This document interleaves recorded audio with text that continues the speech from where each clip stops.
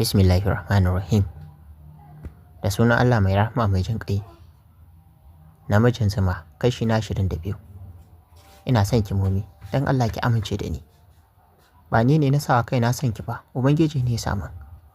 Allah kaɗai ya san me nake ji a cikin zuciyata akan ki. Ko baki tausaya min ba, dan san da nake miki. Ai ya ci a cikin tausaya min dan girman wanda ya sa min ciwon son ki a cikin zuciyata, wato Ubangiji. Ya ƙara shi kamar zai fashe mata da kuka.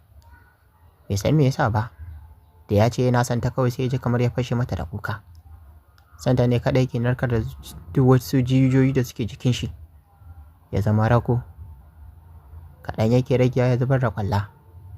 Ba tare ta ɗauko ido ta kalle shi ba, sai dai kalaman shi suna matuƙar ratsa ko ina na jikinta. Kaf in dai kalmar soyayya zai faɗa mata, sai ta ji ta a cikin ta uba. Tun daga tafin kafarta take ji har zuwa tsakiyar kanta. Ta fara magana. Naji, ka tashi ka koma ɗakin ka wani ya zo ya gama haka. Ka ja min abin magana sai a ce ai wani abu muke yi. Nabila ta faɗa cikin ƙosawa da ganin shi a gabanta. Gabaki ɗaya haushin shi take ji. Yaro amma gaba ɗaya ya fitine ta. Ki ke wani jin tsoro. Nan da iya ganda babu ruwana, ko mutanen duka duniyar nan za su taru. Ni dai ina son ki, kuma zan iya cin ki a gaban komawa ne babu ruwana. Ya ƙara shi ɗan murɗaɗɗen daga murya. Zubar Nabila ta miƙe tsaye tana faɗin, naji, amma ka tashi ka tafi please. Me ya tsaye shi ma ya zo dab da ita. Sai yanzu ya tabbatar ya fi ta tsayi nesa ba kusa ba. Ya tsira ta da ido. Ta ja da baya har ta dangane da cikin bango. Shi ma bai daina binta ba. Ya ɗara hannunsa ya daura haɓarsa a saman kanta. Da yake jin azzakarin shi yana miƙewa sosai. A kanta ne ya tabbatar da azzakarin shi ba ƙarami ba ne. Saboda da ya ganta sai ya ji ya miƙe duka. Tabbas za su samu mace a halin yanzu. Ba wani romansin kawai afka mata zai yi. Boys ɗinta ya ji sai ya ji kamar shi ya tashi.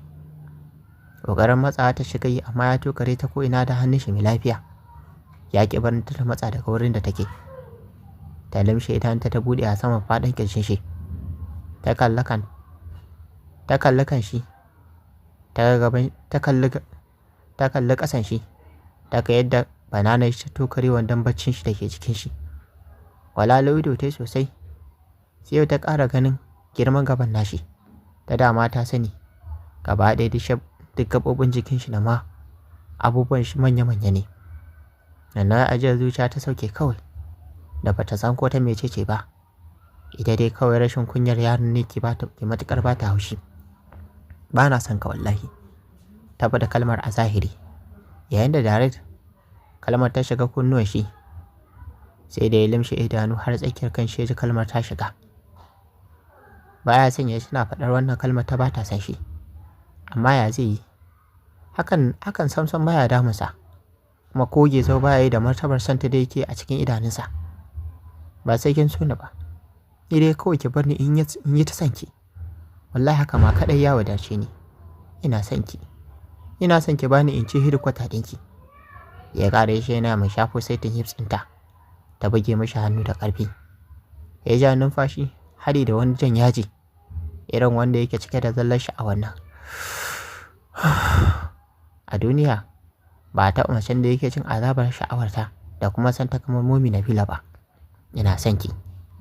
Ya sake faɗa na barkatai. Kamar wanda ake tsikara. Har da gwabarta.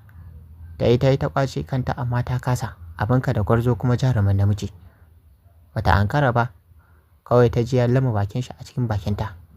Ya fara zuwa yana mai jan numfashi. Kai ka ce gindi ya samu. Har wani irin gurnani yake. Nan da nan Nabila ta ji jikinta ya amsa. Dama ya lafiyar kura bare kuma ta hauka. Labanta kawai yake tsotsa. Ta ki bashi dama ya kamo harshenta. Sai ƙara tsotsa yake kamar wani mayi. Kai ka ce tun da yake duniya bai taɓa tsotsan bakin wata ƴa mace ba. Sai kowa yake da numfashinsa. A gwaje numfashin nashi ke fita.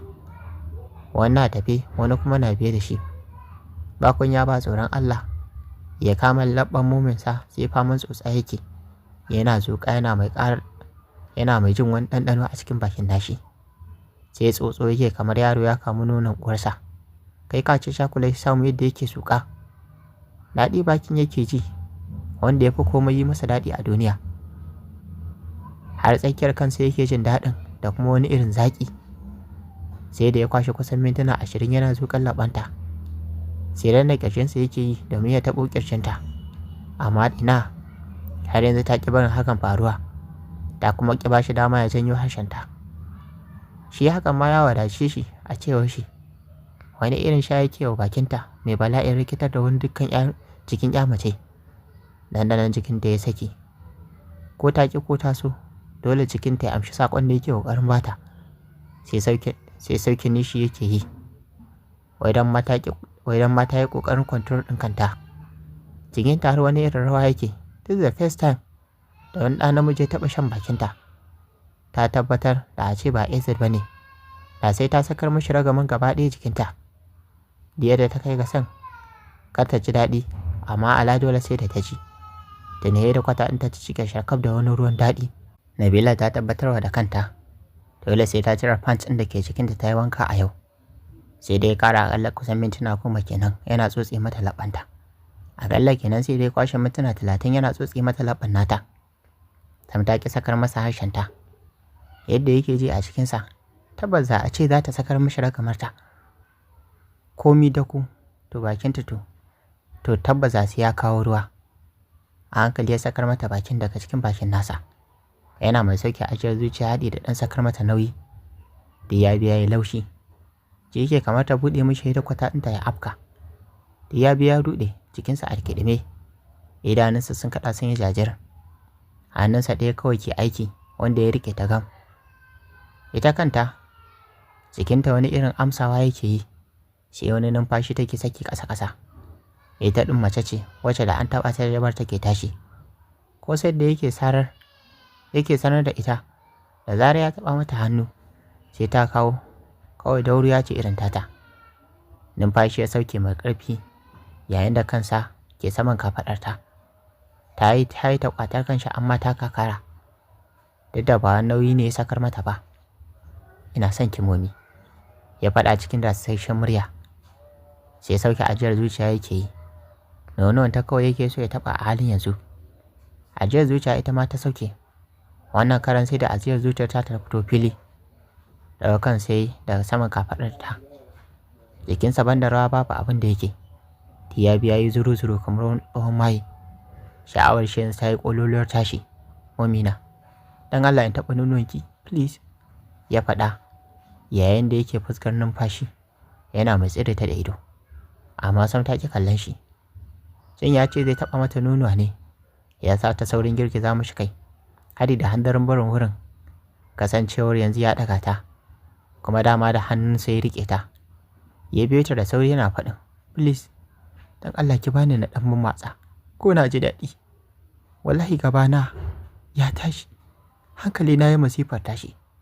Shin yadda yake magana ya tabbatar mata da tabbas baya cikin hankalin shi, kuma hankalin shi ya tashi over, zai iya aikata mata duk kan abin da ya ga dama kamun ta ga yanke hukunci. Na haka cikin hanzari ta faɗa toilet da ke manar da cikin falon. Ya biyo ta sai dai ta saka ki a cikin toilet ɗin. Ya murɗa ya ce ta kulle. Ya kama gaban nashi ya riƙe gam yana mai magiya. Dan Allah Momi ki rufa min asiri. Kin ga zakarin ya tashi sosai. Please ki bude in taɓa miki. Please and please ko na samu na kawo. Kar ki bar ni cikin wannan yanayi. Wallahi ina jin jarabar sha'awarki. Ya jingina cikin kofar toilet ɗin. Ya ci gaba da yi mata magiya. Tana jin sa. Ta tabbatar hankalin shi ya yi ƙololuwar tashi a yanayin yadda yake a halin yanzu. Ta zauna akan toilet side. Ta ji kamar an tsikare ta saboda motsin da ta ji farcin tana yi. Ta tashi tsaye. Ta daga rigarta ta cire fan ɗin da ke jikinta. Ta tsira fan ɗin idanu. Ya biya jike da wani irin ruwa mai yauƙi-yauƙi. Ta taɓa gaban nata ta ji sai faman motsi yake. Ta ji wani irin ruwa yana zira ruwa kaɗan-kaɗan cikin tsukakken farjin nata. Ta wurgar da fan ɗin a ƙasa. Ta zauna akan toilet side ɗin. Kawai sai ta fashe da wani matsanancin kuka na zallan baƙin ciki. Wayau yaron da ta raina shi ne ya sa ta jiƙewa har da uban ruwa take bulbularwa. dama ranar mutuwar ta ci ta riske ta, ba wannan tashin hankalin ba. Nabila ta faɗa tana mai ci gaba da kuka har da su sheka.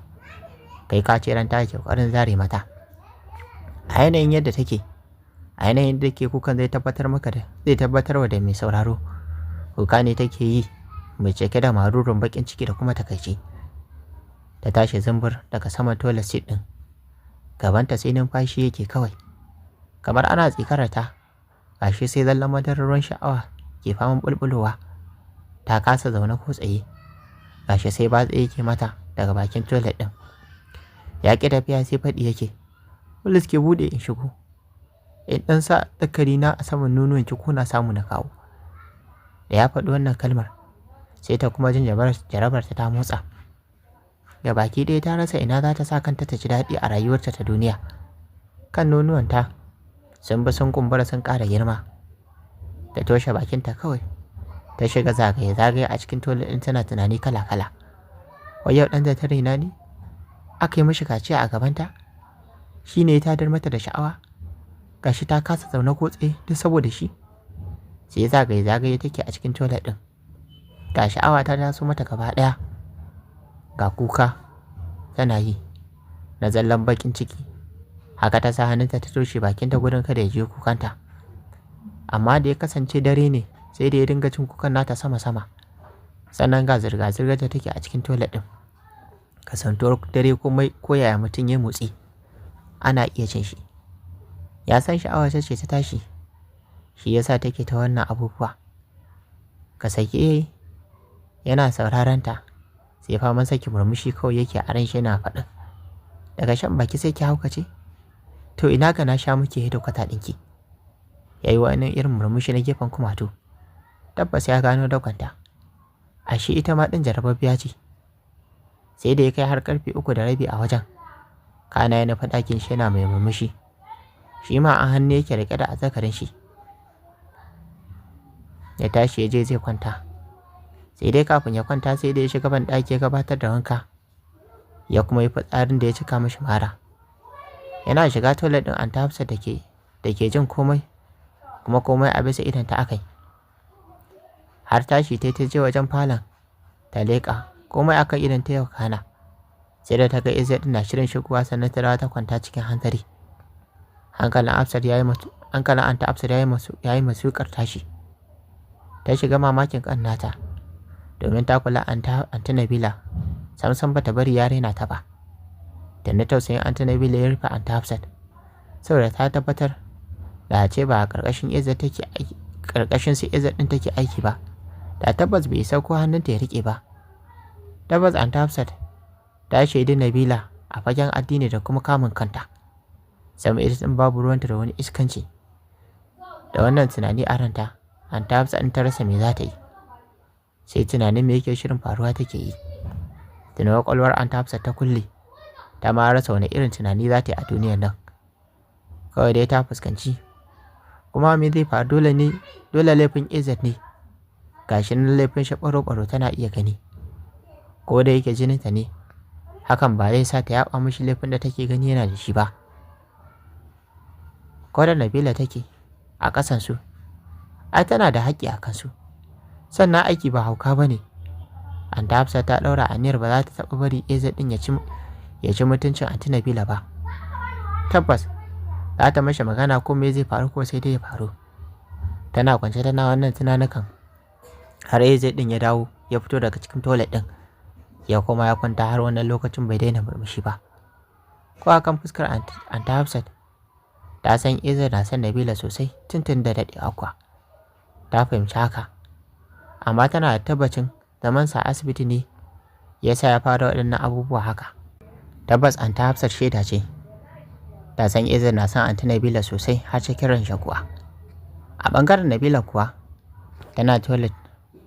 Kwana ta sai faman zarai take yi, saboda tsaba jarabar sha'awa da ta taso mata. Ta ci kuka har ta ƙoshi, idanunta sun kaɗa sun yi jawur, kuma sun yi luhu-luhu. Ta yi tsarki da ruwan zafi ya fi sau 5, amma samsam babu sauƙi. Sai da asubahi ta daure ta wanka, yadda ta san bata kawo ba. Ta yi alwala ta fito daga cikin toilet ɗin ta yi sallah. Ta yi azakar da kuma ta kwanta. Har zuwa wannan lokacin bata daina jin azabar sha'awa na damunta ba. Haka ta kasa bacci har gari ya waye tangarar. Haushinsa da tsanarsa suka ninku a cikin zuciyarta. Ranar yini ta yi sam ta ƙi shiga ɗakin. Abinci ma sai dai an tafsa ta kawo mata. Sai dai kaɗan ta ji ta bar shi. Wuni ta yi gabanta na wani irin motsi. Ganin bata shigo ba har karfe 4 ya sa Eze ɗin ya dawo falo. Ya ce da likitan nashi a saka mishi ruwan yamma a nan falo. Aiko nan ya da zango akan kujera tirisita.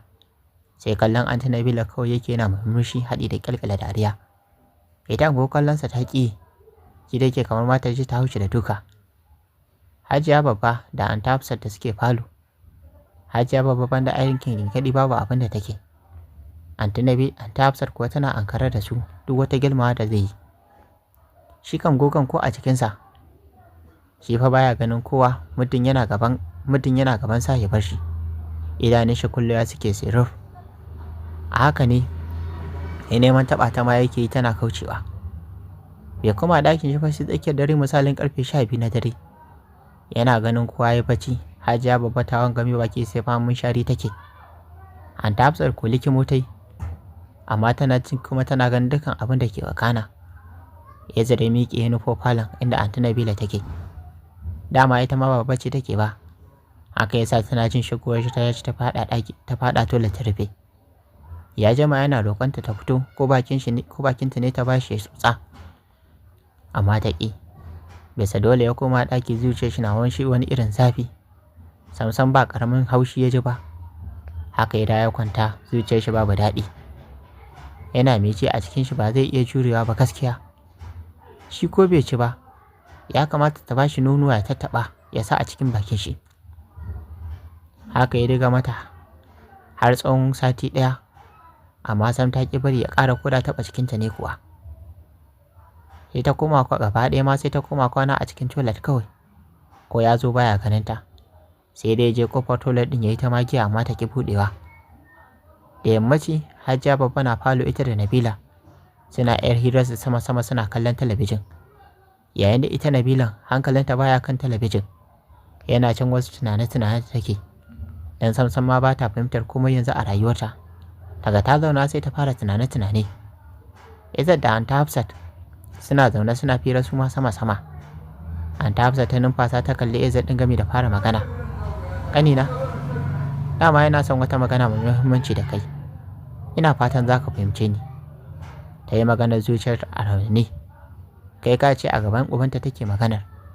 Duk kwarjinin shi ya biya cika ta. Amma hakan ba zai sa ta gaya mishi gaskiya ba.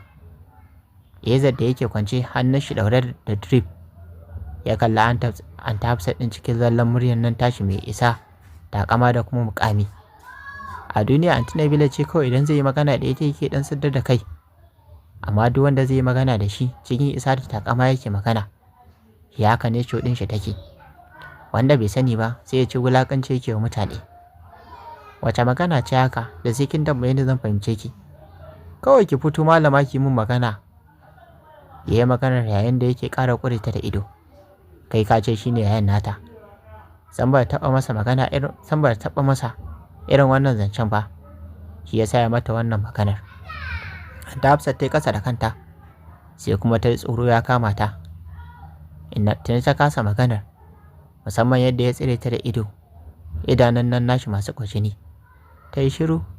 Ta rasa ma me ta rasa ta inda za ta fara. Ina jinki.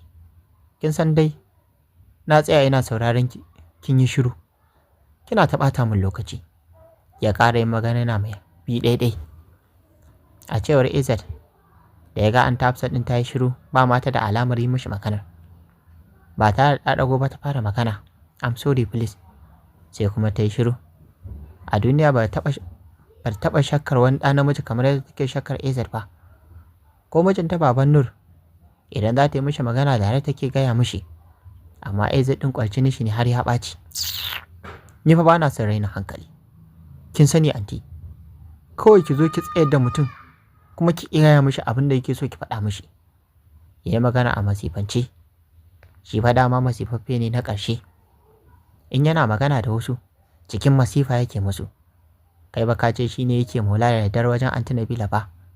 Yana roƙo ta ba shi nono ya ɗan laƙuta ko ya samu ya biya buƙatar shi. Daurewa Anty Hafsat ta fara magana cikin sanyin lafazi. Kyawun shi kawai ta faɗa. Amma ina ba wannan damar yin. Me tsakaninka da Anty Nabila please? Anty Hafsat ta jefa mishi tambayar a matuƙar tsorace. Har da dago kanta ta zuba mishi rannanin idanunta. Limshe idanu ta ga yayi ba tare da ya ce da ita komai ba. Tambayar ta shiga kunnuwan shi, sai dai ko a jikin shi kuma bai ji ɗarko da a cikin zuciyar shi ba. Shi fa ko da dadi ne zai mishi wannan tambayar ba zai ce da shi komai ba. Oh, shi tunda akwai Anty Nabila a kusa da shi. Komi za su ce wallahi sai dai su ce. Bude idanun shi a hankali akan yaya tashi ba tare da ya bata amsa ba. Dan ba ta ma sai ya bata amsa din ba. Ita din wace ce tare za ta yi mishi wannan tambayar. Shiru Anty Hafsat ta yi. Ganin bai bata amsa ba, ita kuma bata sake yin magana ba. Saboda ta san sarai ya ji abin da ta faɗa. Ko da a ce ƙaninta ne na iskanci, ai bai dace a ce ya nemi Anty Nabila ba. Saboda ita ta raine shi da hannunta, tana kuma da cikar kamala da bai kamata a zubar mata da shi ba. Da buɗe baki za ta sake magana kenan. Zax ya turo kofar ɗakin ya shigo. Yana sanye da ɗanyen shadda fara a cikin shi. Zax kyakkyawa ne kuma dogo, sannan yana da ƙiba. Fuskan nan tashi lullube take da ƙasin ba. Amma sai daidai wannan kyawu da tsayin nashi bai kama kafar koda ta AZ ba. Murmushi ya sakarwa AZ ɗin wanda ya zuba mishi idanun shi. Bayan Zax ɗin kuwa sojoji ne mutum 5 suna ɗauke da katan na ruwa da kuma lemu. Kayan dai da mara lafiya zai bukata. Suka gaida AZ ɗin cike da girma da Anty Hafsat. Suka ajiye kayan da suka shigo da su suka fice. Zax da ya zauna a gefen gadon AZ ya gaishe da Anty Hafsat cike da girmamawa. Ita ma ta amsa cikin raha. Ya ƙara da tambayar ya mai ciki.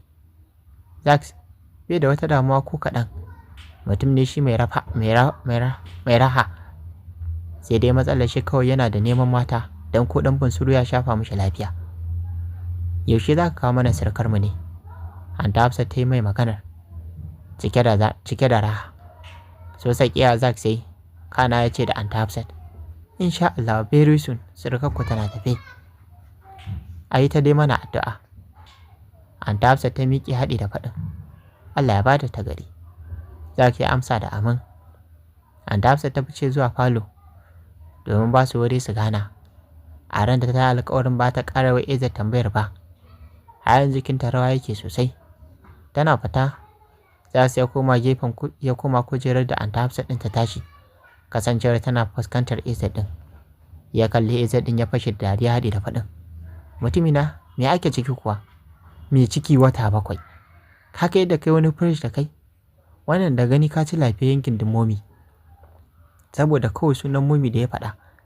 AZ ɗin ya saki wani ƙasaitaccen murmushi. Yana mai tuno yadda ya zuƙi labanta. Har yanzu daɗi yake ji a cikin bakin shi har ma daga kan cikin shi. Zax ya ƙara fashewa da wata dariya ganin yadda AZ ɗin yake ta faman murmushi yana kuma tanda baki sai ka ce tsohon mai. Da gaske dai ka lima bananar ka a ciki ko? AZ ya amshi da faɗin, na lima a gidan ubanwa. Ai ba ta bar na ci ba. Bakin ma da ƙyar ta bani na tsotsa. Har yanzu daɗin bakin nake ji a cikin zuciyata. Fin sati fa kenan. Amma wallahi da na limshe idanu kawai sai in ji abin yana ratsa na cikin zuciyata. Ka ni fa da na jima ina sha, Allah wallahi na san da sai na kawo. Duk da cewa ka san idan na hau kan mace ina daɗewa ban kawo ba. Wallahi a ranar da ta bari na sha da yawa, Allah wallahi da sai na kawo. Akwai mata akwai kuma muna mata. Alhaji billahi lazimomi mace ce. Ka ni da na san haka ne. Da tun san da ma na kai 15 years zan ci hedikwata ɗinta. Tana bacci zan afka mata. Zax ya tinki tsire da wata dariya yana mai kallon AZ ɗin da ke magana. Ko a iya yadda yake magana zai tabbatar maka da cewa tabbas baya cikin hayacin shi. Zax ya numfasa yana mai faɗin, mutumina daɗin baki ya kashe ka kenan. A cewar Zax, AZ ya mishi idanun shi yana buɗe baki game da faɗin, barka dai abokina. kuma laɓa fa kawai ta bari na sha. Amma shi ne duk na bi na rikice na ruɗe. Ka ga yadda na rikice kai ka ce asiri ta min? Ya ƙara shi maganar yana mai dafa zuciyar shi. Baka ji yadda na ji ba, wallahi ji ne kamar in hau titi in yi hauka. Ya da ƙara shi maganar yayin da murmushi yana bisu-bicewa daga saman fuskar shi. Za su iya fara magana. Anya to ba asiri mominan taimaka ba. Ya yi magana mai ƙara tsira abokin nashi da ido. Samta har mamaki Izzat ɗin yake bashi. Saboda shi mutum ne da yake da tsananin ɓoye abin da ke cikin zuciyar shi. Amma sai gashi a yan samsam baya ɓoye wa Zack abin da ke cikin shi a game da Anty Nabila. Tabbas abin ya yi ƙamari. Izzat ya amshi da faɗin. Ni ko asirin taimun na ji daɗi. Allah ya saka wa bukan nata da alkhairi. Ai ni da zai taimake ni ma da ya ƙara min son momi a cikin zuciyata. Allah da har kuɗi sai na ninka mishi. Already yanzu ma na san wallahi in har na mutu to son momi ne kashe ni. To jama'a wannan tashin hankalin haka da me ya kama. Bari mu dakata a nan duba da halin lokaci. Sai a tara a shiri na gaba don jin yadda za ta kai a cikin labarin da muke kawo muku mai suna namijin Zuma. Wannan ne Abubakar Sadiq nake kawo muku shi wannan channel tamu nake cewa. Idan wannan ne farkon sun kawo wannan channel tamu sai ku danna mana subscribe sannan ku ta wani alamar ƙarar sanarwa. Domin a dinga sanar da ku da zarar mun ɗaura sabon shiri. Kana ku ta wani alamar like domin ƙara mana ƙwarin gwiwa. Sannan ku share wannan bidiyon ga abokananku da ke wasa da Facebook. Sannan kuna damar ajiye ra'ayi ƙorafi ko ba a comment section game da dole da muke kawo muku. A huta lafiya.